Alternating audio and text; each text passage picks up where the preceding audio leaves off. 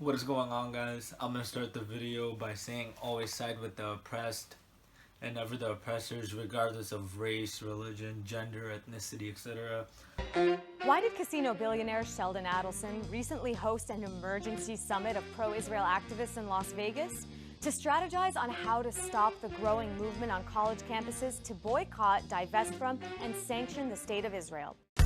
The BDS movement is a call from Palestinian civil society to impose non-violent measures to get Israel to comply with its obligations under international law and end its denial of Palestinian rights.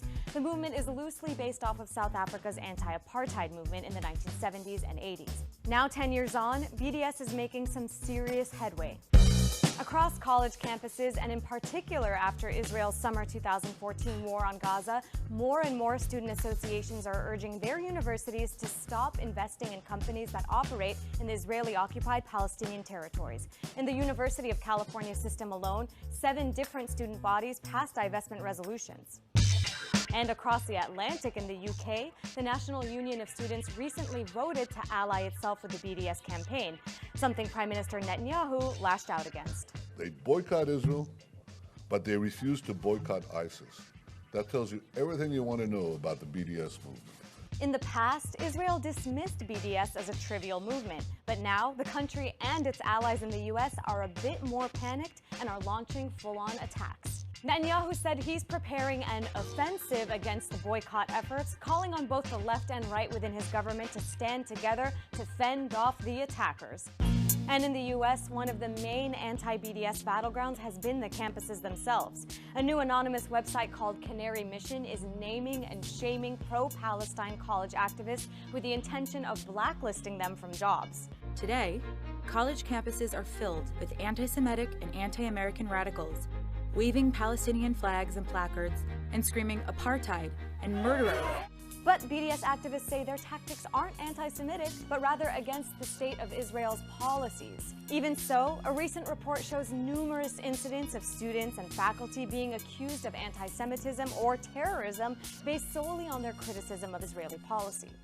Beyond American college campuses, anti-BDS efforts have included legislation. Illinois, South Carolina, Indiana, and Tennessee have all passed anti-BDS bills. And in Washington, D.C., bipartisan bills and amendments that would counter BDS have found their way to the House floor. But the backlash hasn't stopped the BDS movement from claiming recent victories, including on the cultural level, like when singer Lauryn Hill canceled her show in Israel in May after pressure from BDS activists. So, given all the recent triumphs and the efforts to stop them, can the BDS movement achieve what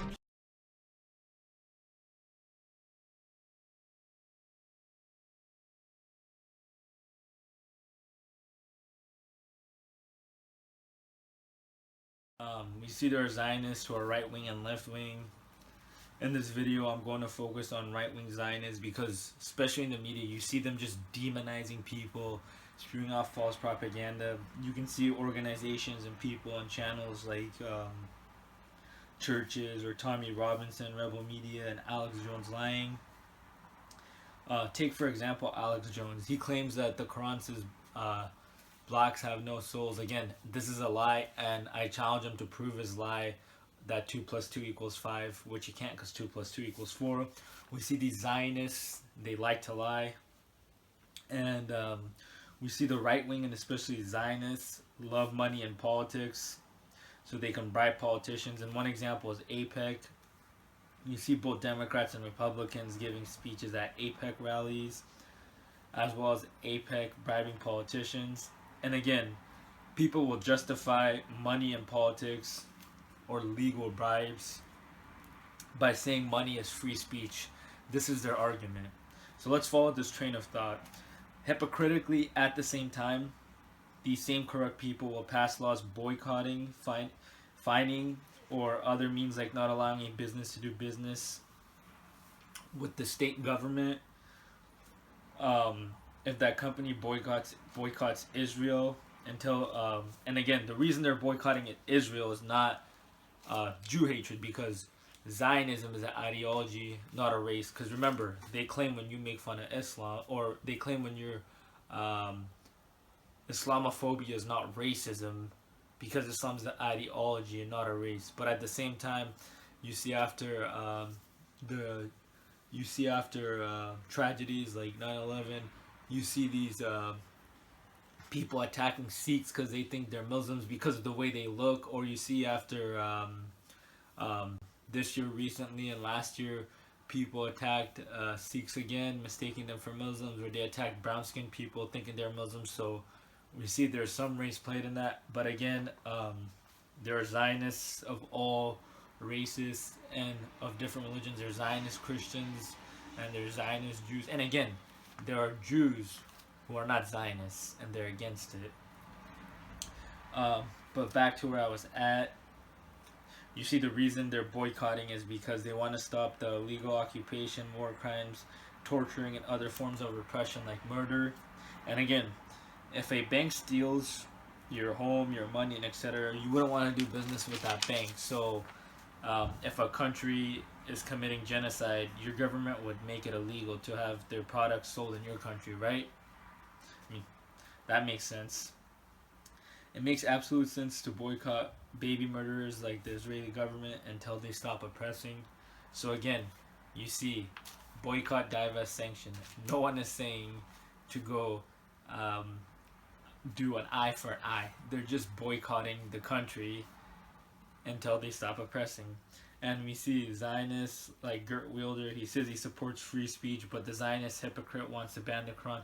So again, we see these people claiming they support freedom and democracy, but if you practice your free speech and boycott, they'll try to punish you and fine you, and sometimes they'll even try to throw you in jail and make false accusations with their media.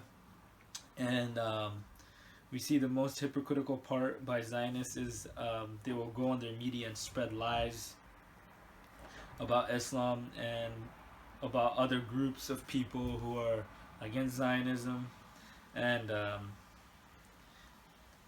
this is all I have to say to you guys. Be alert when you see Zionist propaganda and rebuttal it if you're not busy, because you see these people constantly lying and they're being funded and bankrolled by a bunch of people.